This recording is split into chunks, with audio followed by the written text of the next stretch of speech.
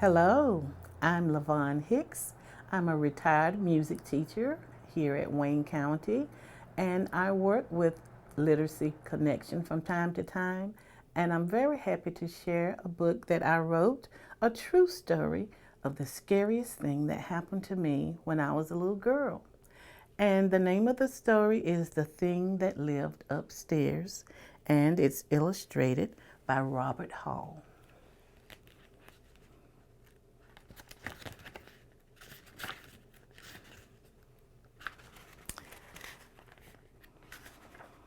It happened in the late 1950s when she was around 5 years old that Vaughn had the scariest experience of her life. This is the picture of me when I was 5 years old. The setting was in a two-story wooden house on a tree-lined street in the small town of Fremont, North Carolina. She lived there with her mother, grandmother, and older sister, Pat. Though the house that they rented had 6 bedrooms, they didn't use the 3 bedrooms upstairs, so the landlord kept those rooms under lock and key. She and her sister, Pat, shared a bed in the same downstairs bedroom with their mother, who had a separate bed of her own. This was fine with Vaughn since she was so timid and shy, the very opposite of her confident sister. Her mom's and sister's presence offered the security she needed at the time. Plus, this arrangement gave her someone to snuggle up to for warmth in the cold winter. At the bottom of the stairs was a wooden door to the right that had a square hole cut at the bottom of the side that opened into the den. Perhaps the former tenants had a pet that used to go in and out of it, but we didn't have a pet. To the right of the den was the kitchen, and to the left was their back bedroom. Big Ma, as they affectionately called her grandma, had a room right of the kitchen and in the front of the house. Her nightmare began one night when everyone had drifted off to sleep except her. It was hard to keep her eyes off the spooky shadows cast on the walls by the kerosene lamp that was used for a night light. So it didn't help at all when she heard a noise coming from the room above her. Then it moved to the top of the stairs. Her hair felt like it stood on its ends when the mysterious thing began to descend slowly with a ka-thump, ka-thump, ka-thump. Maybe it's a mouse, she told herself. But the footsteps were too heavy for a mouse. She hated to wake her mama, who worked so hard every day at a cleaner's pressing clothes. When she'd hit the bed, she'd be out like a light. The perpetrator went through the hole in the door and to the right into the kitchen. Began pillaging through the cardboard box that was used for garbage. She had no choice. Vaughn said fearfully, "Mama, do you hear that?" Mama continued to snore. It moved to the china cabinet where they kept pots and pans in the bottom and plates and glasses near the top. The pans began to rattle and the dishes clattered. She trembled with fear from the tip of her toes to the ends of her long braided plaits. She whined louder this time. "Mama, do you hear that?" Her mama said sleepily, "Yeah, baby, I hear it, but just go to sleep. It'll be all right." Vaughn gave a deep sigh of disappointment. Her eyes were wide open as she strained to hear its next move.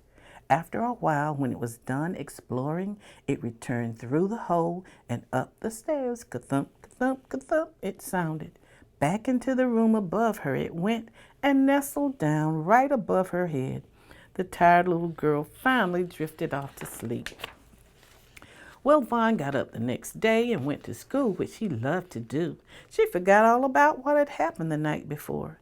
As she stepped off the school bus at the end of the day and skipped towards her front door, she was overwhelmed with the delicious aroma of Big Ma's freshly baked homemade biscuits coming from the kitchen and through the screen door.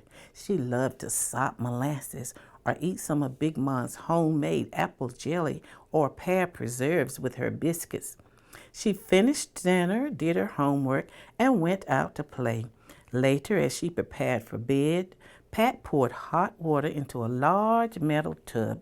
It had heated from the kettle that had been on the wood-burning stove in the den. This is how the wood-burning stove looked. They cooled the boiling water with cold water and took their baths in the tub. It was not until Vaughn jumped into bed and was nearly asleep that the noise above her reminded her of the circumstances from the night before. Oh no, she thought, it wasn't a dream after all. The same scenario happened just as it did the night before. The rambling noises continued as her privacy and sleep were once more invaded. Her mama was no help because she was so tired. Vaughn wished so hard that her mom and dad would marry, then dad would be there to take care of this situation. But this frightening activity went on night after night. Finally, her prayers for a resolution to the night prowler problem were answered due to an unusual situation. You see, one night, as her mom was changing the linens on her bed, a yellowish liquid began to drip from the leaky ceiling and onto her clean white sheets, and it wasn't even raining outside. Vaughn had never seen her mama get so mad. Her mama exclaimed, "Oh, no, you won't. There's no way I'm going to let anything pee on my bed. Tonight, when it comes down, I'm going into that kitchen and I'm not coming out until I find out what it is." Vaughn thought, "Yay." So her mama armed herself with the metal poker that was used to stir the coals in the pot-bellied wood-burning stove. She sat at the bed and waited with determination in her eyes. She was set like a racehorse, waiting for the signal. Sure enough, when it was quiet and dark outside, there came the familiar sound down the steps. Ka-thump, ka-thump, ka-thump. Through the hole in the door and into the kitchen it went. Ch-ch-ch-ch. Her mama stood up and looked them in the eye.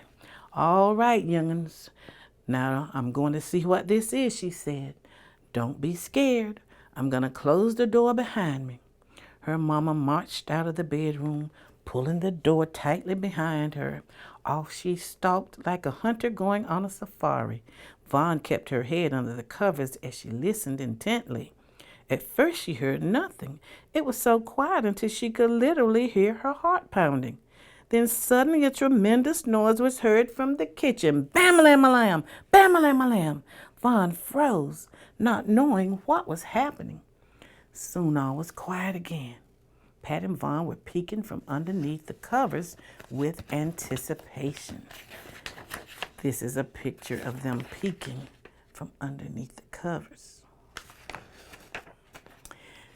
They saw the ivory-colored doorknob slowly turning, a doorknob just like this. The door began to open gradually with a creak. They were shivering as they held on to each other for dear life when they heard their mother's voice. "Want to see what it is?" she said eerily. With mixed emotions as their big brown eyes peeked just over the heavy patchwork quilt, they nodded their heads up and down in a positive agreement. Their mama brought it out from behind her slowly as she held it by the tail.